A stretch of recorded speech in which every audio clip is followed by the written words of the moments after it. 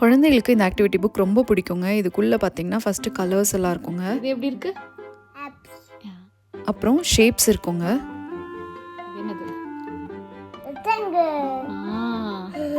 இது அதுக்கப்புறம் animals, matching animals எல்லாம் இருக்குங்க. அப்புறம் ஃபார்ம் அனிமல்ஸும் இருக்கும். இது என்னது? இது என்னப்பா? ஹாய். என்னது அது? அப்புறமா ஃப்ரூட்ஸ் அண்ட் வெஜிடபிள்ஸ் இருக்குங்க. இது என்ன ஷேப் இது?